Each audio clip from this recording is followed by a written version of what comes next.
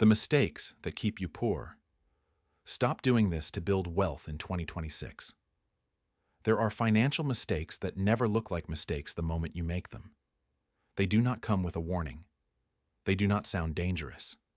They feel normal, reasonable, the kind of thing everyone around you also does, and that is exactly why they are so effective at keeping you stuck in the same financial place, year after year, without you ever understanding why. You might be working hard, you might be earning more than you did 5 years ago, and still, you feel like you never actually move forward. That is not a lack of effort. That is the direct result of specific mistakes, repeated silently, month after month, without ever being questioned. Over the next several minutes, you are going to identify exactly what these mistakes are, why they are so convincing, and what to do to finally interrupt them, because 2026 will not fix your financial life on its own. The shift begins the moment you stop repeating what you have always repeated. The wealth blind spot. No dangerous financial mistake presents itself as dangerous. If it did, nobody would ever make it. The real problem is never the isolated mistake, it is the repetition of it, month after month, without any real reflection. A single bad financial decision rarely destroys a future. What destroys a future is the pattern, the same choice made automatically, without thought, year after year, until the accumulated effect becomes too large to ignore. And here is the most unsettling part of all this. You have probably already made at least one of these mistakes this week, without even noticing. Not because you are careless, but because the system you live inside was built to make these mistakes comfortable, normal, almost invisible. Why you feel poor, even when you're not.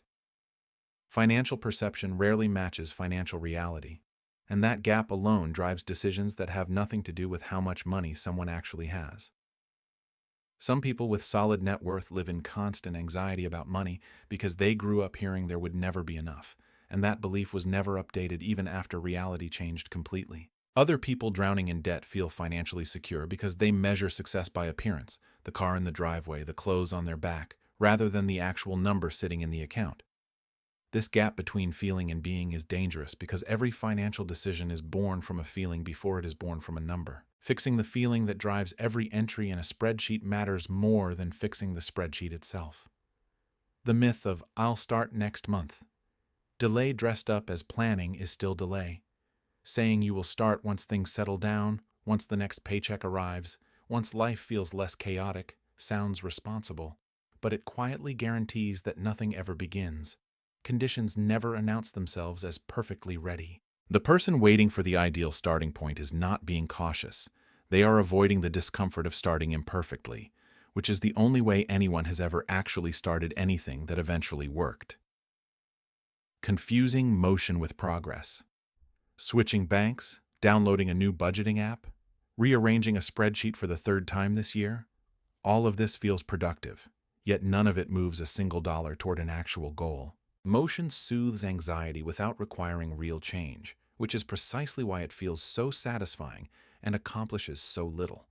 Real progress is boring, repetitive, and measured in numbers that grow slowly over years, not in the temporary relief of reorganizing the same problem in a new format. The spreadsheet nobody keeps. Almost nobody tracks their own net worth. The single number that actually reveals whether a person is moving forward or standing still. Income gets watched closely because it arrives with a notification. Net worth grows silently in the background, ignored precisely because nothing forces anyone to look at it. A person who never checks this number can spend a decade convinced they are progressing, when in reality they have been circling the exact same spot the entire time. Why budgets fail within 3 weeks. Most budgets collapse not because the person lacks discipline, but because the budget itself was designed for a version of life that does not actually exist, one with no surprises, no exceptions, no room for a single bad week. A rigid system built entirely on willpower breaks the moment willpower runs low, which happens to everyone eventually. Flexible systems, built to survive an imperfect month, outlast rigid ones built only for a perfect one. The convenience tax. Paying extra repeatedly simply to avoid a small amount of effort adds up into one of the most expensive habits nobody ever names directly. The delivery fee, the premium subscription tier used out of habit, the impulse upgrade chosen because comparing options felt tedious. None of these look significant individually. Yet stacked across years, they quietly consume a meaningful share of income that could have gone towards something that actually builds wealth instead of simply removing friction. Outsourcing your financial thinking. Following a stranger's financial advice online without understanding your own situation is not financial literacy, it is financial outsourcing. Advice that worked perfectly for someone with a different income, different obligations, and a different risk tolerance can quietly damage a completely different financial life. Real financial confidence comes from understanding the reasoning behind a decision well enough to know when that same decision would not apply to you at all. The comparison trap of modern life. Every scroll through a feed presents a version of normal that was never actually normal.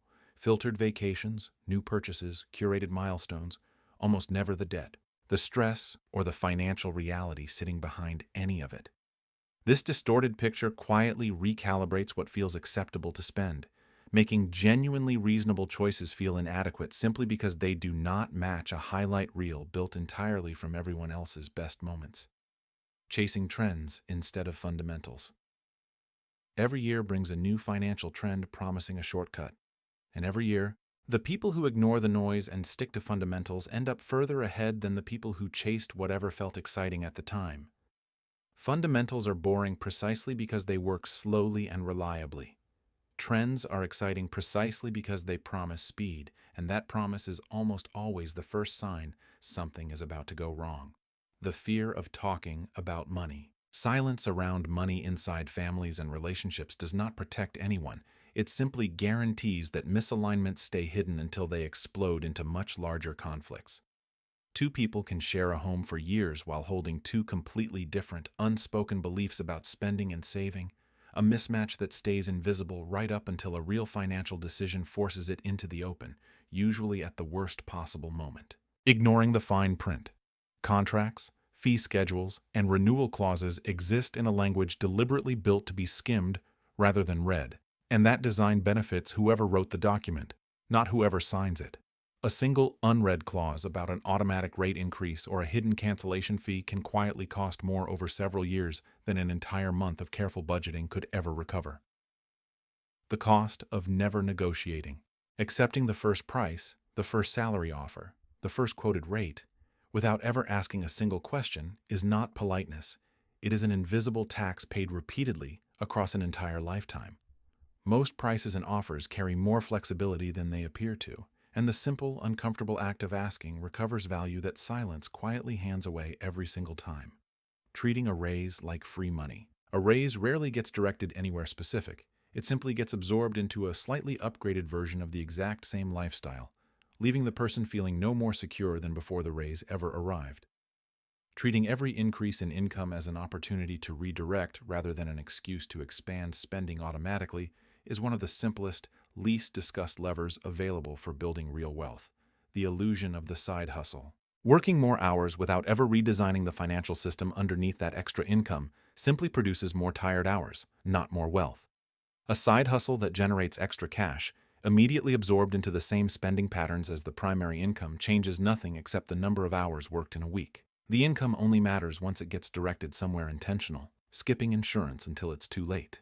Treating protection as optional feels harmless right up until the exact moment it is not, and by then the decision has already been made by circumstance rather than by choice. A single uninsured setback, a health emergency, an accident, a lost income source can undo years of careful saving in a matter of weeks, which is precisely why protection deserves to be treated as a foundation, not an afterthought. The tax mistake. Nobody notices. Leaving money on the table through simple unfamiliarity with deductions, credits, or basic planning is one of the quietest ways wealth quietly leaks out of a financial life every single year. Nobody notices this mistake because nothing dramatic happens. No bill arrives. No warning appears. The money simply never gets claimed in the first place, disappearing before it was ever counted. Letting fees eat your future. A seemingly small management fee on a long-term investment account looks harmless on a single statement, yet compounded across decades, it can quietly consume a significant portion of total returns, sometimes more than the actual market risk itself. Understanding exactly what an account costs, not just what it promises, is one of the most overlooked steps in building wealth that actually lasts. The one big purchase that derails a decade. A single disproportionate financial decision, a car far beyond what income comfortably supports, a home purchased at the outer edge of affordability, can quietly delay years of progress that would have otherwise compounded steadily in the background. Big purchases deserve big scrutiny, precisely because their damage rarely shows up immediately. Only in the years of momentum they silently erase afterward, avoiding the numbers entirely. Never opening a statement, never checking a balance, never reading a bill in full is rarely about laziness. It is almost always about emotional avoidance of discomfort.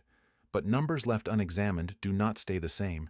They tend to quietly worsen, because nothing left unmonitored improves on its own, and every month of avoidance simply adds another layer of anxiety to whatever eventually forces the numbers into view. The trap of perfect timing. Waiting for the ideal economic moment to invest, to start a business, or to make a major decision sounds strategic, but it is usually just fear wearing a more respectable disguise.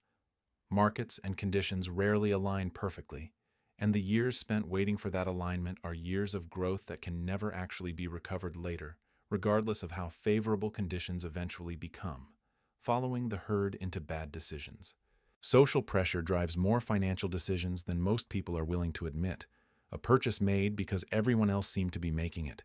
An investment chased because it was suddenly everywhere in conversation. Collective momentum feels like safety in numbers, right up until the moment the crowd turns out to have been wrong the entire time, and the cost of that mistake lands on each individual alone. The danger of a single income source. Depending entirely on one paycheck, with no secondary layer of protection, leaves an entire financial life vulnerable to a single decision made by someone else. This is not a call to work constantly. It is a call to recognize that financial stability built on one fragile pillar can collapse the moment that pillar disappears, often without warning and rarely on a convenient timeline. Ignoring inflation's silent bite. Money left sitting completely idle loses purchasing power every single year, even while the number on the account statement stays exactly the same. This loss is invisible precisely because nothing dramatic happens.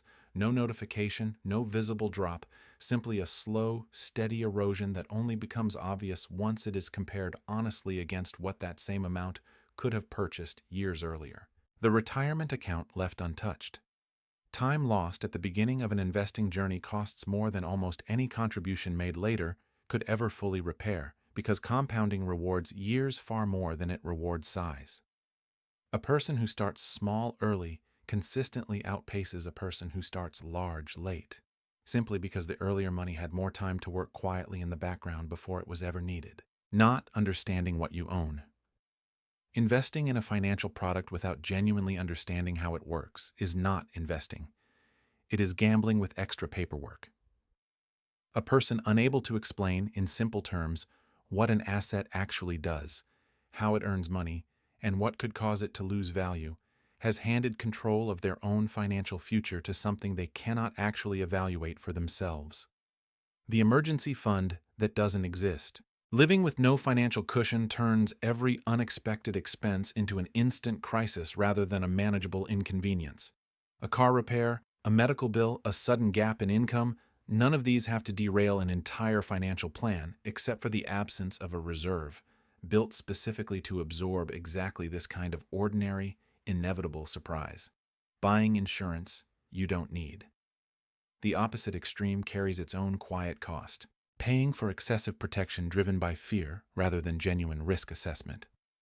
Coverage stacked upon coverage, purchased more to soothe anxiety than to address a real exposure, slowly drains resources that could have gone toward building something, rather than simply guarding against outcomes that were never statistically likely in the first place. The good debt you never checked. Assuming a loan or a financed purchase is automatically strategic without ever running the actual numbers is one of the more expensive assumptions in personal finance. Debt is a tool, and like any tool, its value depends entirely on how it is used, not on the label attached to it, a label that too often gets accepted without a single calculation behind it. Letting family expectations drive spending.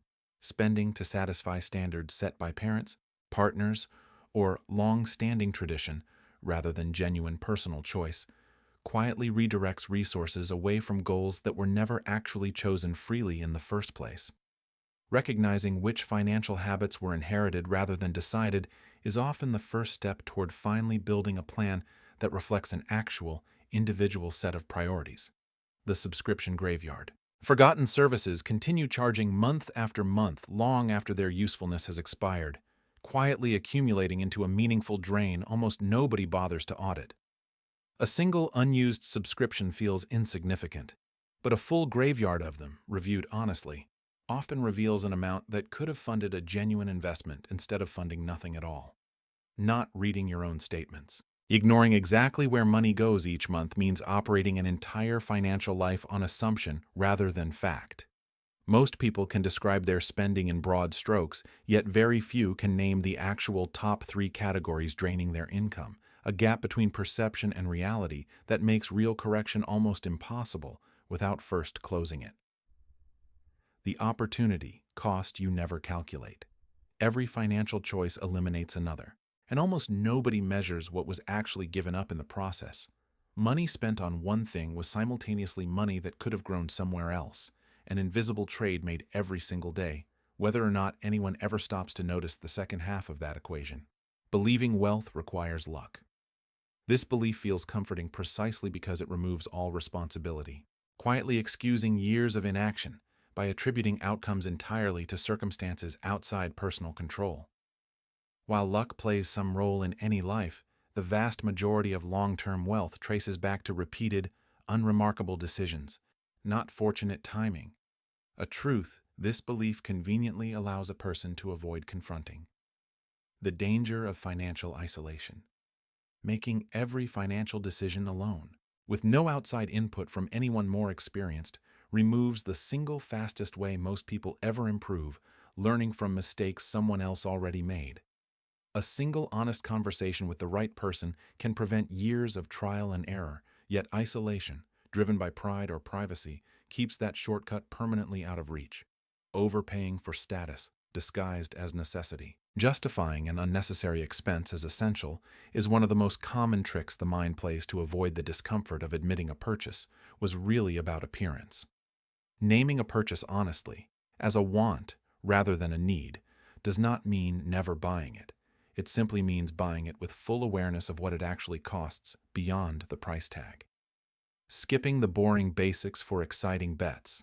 Ignoring solid fundamentals in favor of flashy, high-risk investments feels thrilling precisely because it promises speed, yet the majority of lasting wealth was built by people who found the fundamentals boring and did them anyway.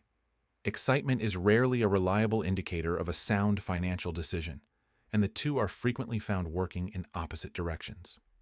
The habit of financial procrastination. Specific financial decisions get postponed more than almost any other kind.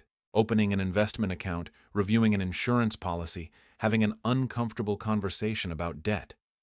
This particular type of procrastination hides especially well because the cost of delay rarely arrives immediately, showing up instead years later as a much larger, much harder problem than it ever needed to become. Letting fear replace financial planning. Anxiety about money frequently produces paralysis rather than structured action, trapping a person in avoidance precisely when a clear plan would actually reduce the very fear driving the avoidance in the first place. A specific, written plan, even an imperfect one, replaces vague, circling worry with concrete next steps, which is often the fastest way to interrupt this particular cycle. The real cost of living paycheck to paycheck. This cycle carries effects far beyond the missing cushion in a bank account, producing chronic stress that quietly affects decision-making, relationships, and even physical health over time. The financial and psychological costs feed each other directly, since a stressed, depleted mind consistently makes worse financial decisions than a calm one, deepening the exact cycle it is already struggling to escape. Believing more income fixes everything, earning more money on its own, never corrects a spending pattern that was never actually aligned with genuine goals to begin with. A person who cannot manage a modest income rarely manages a larger one any differently, simply because the underlying behavior driving the mismatch was never the size of the income in the first place. It was always the pattern sitting underneath it, comparing your net worth to everyone else's. This comparison distorts decisions that should be entirely personal and contextual, since two people with identical numbers can be living completely different financial realities depending on obligations, goals, and starting points nobody else can see. Measuring progress against a personal starting point produces far more useful information than measuring it against someone else's entirely different situation.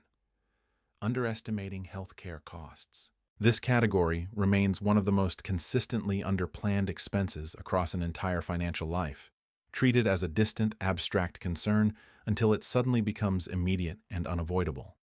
Building this cost into a financial plan early, rather than reacting to it later under pressure, transforms an eventual crisis into a manageable, already anticipated line item. The myth that budgeting means restriction. A budget is frequently framed as deprivation, a list of things a person is no longer allowed to enjoy, when in reality it functions as a direction system, showing exactly where resources are going so they can be redirected on purpose. Repositioning a budget as a tool for intentional choice, rather than a punishment for past spending, changes how likely a person is to actually stick with it. Not having a written financial plan. A goal that exists only as a vague intention rarely survives contact with a difficult month, while a specific goal, written down with real numbers and real deadlines, becomes something that can actually be measured, adjusted, and pursued with intention. The simple act of writing a plan down transforms it from a wish into a project. The cost of emotional investing.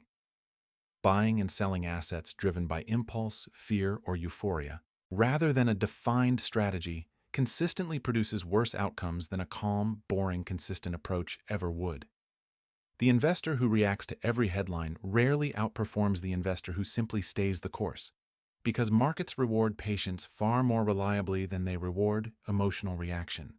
Waiting for someone else to fix it, outsourcing financial responsibility to government policy, an employer, or simple good fortune removes any sense of personal agency over an outcome that, in the vast majority of cases, remains largely within individual control. Waiting for external rescue is comfortable precisely because it requires nothing, which is exactly why it so rarely produces any actual change. The danger of financial complacency. Growth frequently stops the moment a comfortable plateau gets reached. The debt is manageable, the bills get paid, and ambition quietly fades because urgency has disappeared.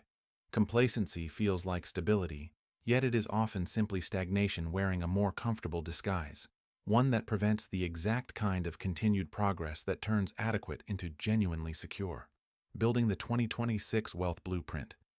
Correcting every mistake covered here does not require fixing all of them at once. It requires choosing the 2 or 3 that felt most familiar while listening and building a simple, specific plan around correcting exactly those.